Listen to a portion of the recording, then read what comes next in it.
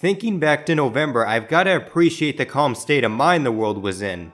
I mean, you had some things like Daniel Suarez getting screwed out of a ride, but other than that, there wasn't too much.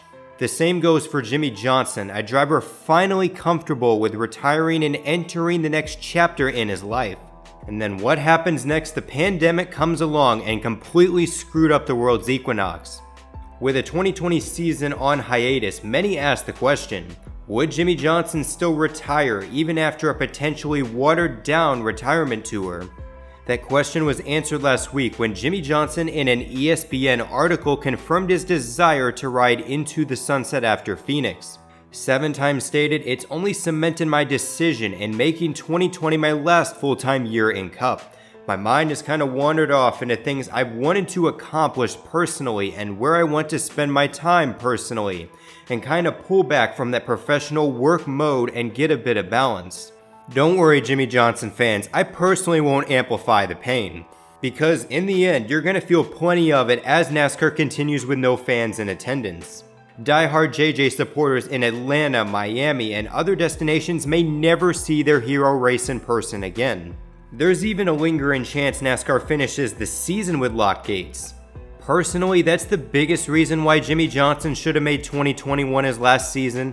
I mean, they even pushed back the development of the next-gen car. But this is the world we have to live in, so it is what it is. So as Jimmie Johnson retires, a largely competitive, fully sponsored ride is vacated at Hendrick Motorsports. And compared to the replacements of Jeff Gordon and Dale Earnhardt Jr., there is no clear favorite to succeed 7-time in the Allgaier Chevrolet. There's a lot of great drivers out there, so today on the Spotter's Guide, we're going to analyze those candidates and who will succeed Jimmie Johnson in the 48. On paper, Brad Keselowski has been the common name penciled in as Jimmie Johnson's replacement. At the middling age of 36, he still has some competitive years in his future. His long-term status at Team Penske also seems in limbo. And then finally, Hendrick Motorsports doesn't have a veteran driver, with Chase Elliott and Alex Bowman still a bit young to be the leader of the team. But screw it, I'm just gonna say it straightforward. Brad Keselowski is not going to Hendrick Motorsports. You can go back to Brad Keselowski's tenure in the HMS pipeline. He was poised to take over the 5-car in 2010 with primary sponsor GoDaddy. In Keselowski's words, the 5-car was a ride we talked about and I'd been promised.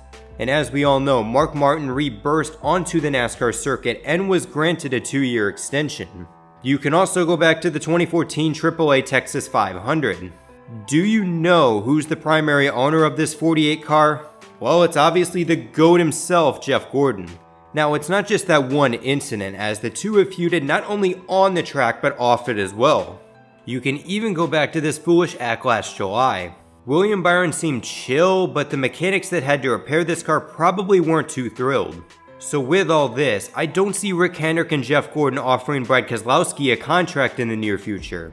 And let's say this does happen, it isn't in Brad Keselowski's character to bend over backwards to others. He's worked hard to get to this level, and I think he wants to continue to succeed outside of HMS. I'm so confident that in a twisted universe where Brad Keselowski does go to Hendrick Motorsports, this Jeff Gordon fan will make a video defending Bad Brad during the 2014 playoffs. Trust me, Brad Keselowski to the 48 is a fantasy. It will not become reality. Prior to that fateful Easter night, Kyle Larson was arguably the hands-on favorite to become Jimmie Johnson's successor. Young, extremely talented, and eyed by Jeff Gordon as the future of the sport. Much like Bad Brad, he wouldn't carry the challenges of learning the ropes of the Cup Series. Well, as we all know, Larson then channeled his inner Pee-wee middle schooler and got cancelled. He has since completed the sensitivity training, which I give him credit for, but unfortunately, a company like Ally won't want the negative publicity he carries with him. As the saying once goes, bad words hurt you more than others after you realize it. Kyle Larson will be feeling the pain from his couch for the remainder of 2020, possibly even forever. As for a Kyle Larson alternative, Tyler Reddick may be the true dark horse contender in this sweepstakes. Back in October 2018, letting Tyler Reddick move to Richard Childress Racing was seen as no big deal. Greatly inconsistent, tore up a bunch of sheet metal, and a guy you figured wouldn't float around the garage for much longer. However, if Tyler Reddick was still a part of Junior Motorsports today, let's just say this video wouldn't exist. Are the odds rather low for a reunion? Pretty much they are. It would be risky for Tyler Reddick to leave his championship team for the greener pastures of Hendrick Horsepower. But as illustrated in his racing style, Reddick is a very gutsy racer. If Rick Hendrick can get Randall Burnett on the box, the odds become that much more likely. The scenario would be similar to one that transpired 20-ish years ago. Don't worry, I won't compare or label him as the next version of this unmentioned driver, as that would probably jinx him. Then you have fourth-year driver Erik Jones, a very talented driver that just so happens to be stuck on a star-studded roster. With the fast-moving chain of JGR development drivers, I'd also put Christopher Bell in the conversation as well. Both are in a high-reward but also high-risk situation at Gibbs Racing. Hendrick Motorsports actually went through a similar scenario back in 2008. Losing Kyle Busch was the high price of having a roster consisting of Jeff Gordon, Jimmie Johnson, and Dale Earnhardt Jr. So in a way, luring Jones or Bell from Coach Joe would be a bit of redemption. Personally, it's a slim chance to none that Joe Gibbs himself releases either driver. After all, their performance hasn't been realized because of this pandemic, but instead this could be a critical move by either driver. The departure of Jimmie Johnson now leaves HMS void of a true superstar. In fact, that was all Kyle Busch needed to kickstart his competitive career. To excel in NASCAR, you never know when a leap of faith can get you out of the shadows and unlock endless opportunities. On a team with Chase Elliott and William Byron, a driver like Matt DiBenedetto might be a breath of fresh air. He not only has a great sense of personality, but he can drive a race car. Through his first couple races at the Wood Brothers, he's exceeded expectations and is currently in a playoff spot. I would say among some of the Cup drivers, this is one of the least likely to happen. I think the Wood Brothers really want him, and I secretly think Team Penske would want him if Brad Keselowski leaves for another team. But like I said, with his personality, that might attract Allgaier as a sponsor, and compared to the Wood Brothers and Team Penske, there's definitely a better long-term opportunity for Matt DiBenedetto at Hendrick Motorsports. The final Cup-esque driver is the highly talented Ross Chastain. At this point, I've lost track of how many coulda, woulda, shoulda moments Chastain has had to ignite his Cup career. He's driven for both Roush and Ganassi, but neither have provided him with that full-time opportunity. So for Rick Hendrick, this would be the perfect chance to swoop in and grab a Cup Series veteran in his late 20s. In a way, this could be Alex Bowman 2.0, a driver that made a majority of his rookie mistakes under the radar. And then with the stability of Cliff Daniels and the 48, this could solidify all four HMS teams at playoff caliber for years to come. He may not be the most experienced, but that and other considerations make him a prime candidate. Corey LaJoie, Bubba Wallace, and Daniel Suarez may be in the conversation, but they're not getting the 48. The problem isn't within themselves, but quite frankly, they lack the high caliber success. None have taken their Cup tenures to the next level, mainly because the rides they have are low tier or they've been given a terrible opportunity. There are plenty of Cup drivers on the market, but unfortunately these drivers are mere glance-overs. Yet, Hendrick Motorsports indeed has a full-time young driver in their pipeline, Noah Gragson. Much like Chase Elliott and William Byron, he is driving the 9 car that has earned hardware over the past few seasons. However, he has failed to stand out in his 37 starts. Yes, he got a win at Daytona, which put him into the conversation, but he still has a lot to prove to become a serious candidate. Fortunately for Gragson himself, with the hiatus, I doubt a driver gets finalized until September. That'll give him a good 2 to 3 months to win some races and prove to Rick Hendrick that he is fit for a Cup promotion. Defending NASCAR Cup Rookie of the Year Daniel Hemrick is also an option. However, since his consistent showings in the RCR Xfinity program, he's gotten bad. Way too many truck and ARCA level mistakes in his 3 races at JRM. And this is all with a massive space vacated in his trophy case. Now don't get me wrong, he's still a winner in life. After all, he's got a good looking wife and a newborn to come home to. But unless he can turn the tides, Daniel Hemrick will be the Mark Martin of drivers without a NASCAR victory. Safe to say, a ride at Hendrick Motorsports isn't in his future. But what about the veteran driver at Hendrick Motorsports? Justin Allgaier has won races and is typically amongst the 4 drivers in the championship race. Over the past few years, he's shown he's a truly better than average driver. Unfortunately, that's the problem with Justin Allgaier. Better than average drivers have solid careers, but they can never elevate their game to the next level. Meanwhile, great Xfinity drivers make an impact almost at an instant. Young guns such as Byron, Jones, Bell, and Reddick have excelled immediately and left Allgaier in the dust.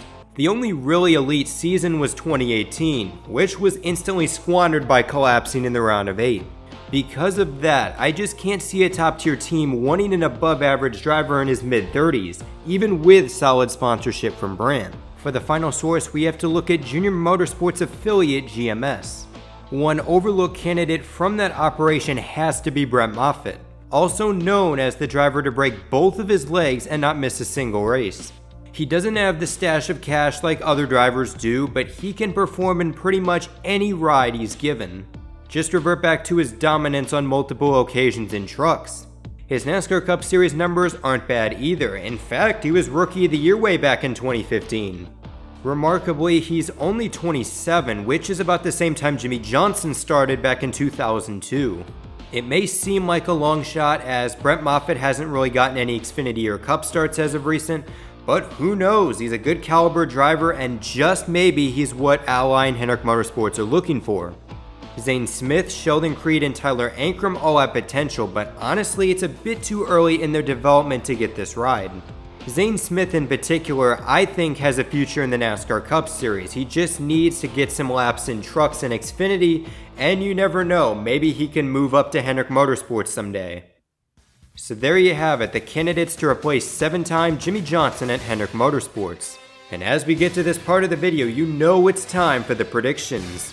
Considering the roster currently in Hendrick Motorsports, you should expect the typical qualities that they're looking for when choosing a replacement. HMS is probably looking for a driver with Cup experience that can truly be a talent behind the wheel and possibly give them a good long-term outlook. But yet there's one factor that I think will play hugely into who gets that car. Even with Allgaier as the full-time sponsor, I think big money is going to have a big impact on who takes over the 48. You've got to think, when Jeff Gordon retired, they had to shuffle around some of the sponsors so that they fit in with certain drivers. And honestly, I see Hendrick Motorsports getting creative in stabilizing the funding for its 4 entries. Therefore, I see Allgaier Financial moving to the 88 team, sponsoring Alex Bowman for all 36 races. Allgaier is one of the rising financial backers, and now they have a long-term contender to rise to the top. Because of now the 88's inventory being sold out, Cincinnati, Lumar, and Valvoline moved to William Byron's 24. Right now, there seems to be a bit of a sponsorship issue for the 24 car going forward. You had Exalta reduce their sponsorship to 13 races for 2021, and there are some rumors that Hertz may go bankrupt because of the pandemic. So we're looking at a good 10 to 14 races unsponsored for Willie B.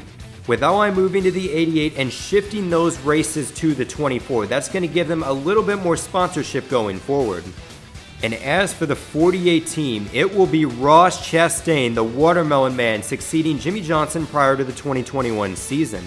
I look back to why Ross Chastain didn't get the ride at Ganassi. Some may say that they wanted Matt Kenseth because it would be more stable for sponsors. But I think the real reason why Ross Chastain didn't get the ride was because of Nutrien Ag Solutions. They seem to have an interest in Ross Chastain, and I think this will play a role in him getting the 48 for 2021. I see them sponsoring a good 15 to 20 races, splitting a full season sponsorship with Chevrolet accessories. It's going to be an opportunity Rick Henner cannot pass up. Oh yeah, one more thing in this move is that the 48 will be retired after the end of 2020. After a 13-year hiatus, the number 25 will come back to signal a new era for that race team. And hopefully with this new era, Hendrick Motorsports decides to be more consistent with their font styles. Seriously, what type of font is this? So anyways, this is NRF signing out, and just remember, life's a beach and then you drive.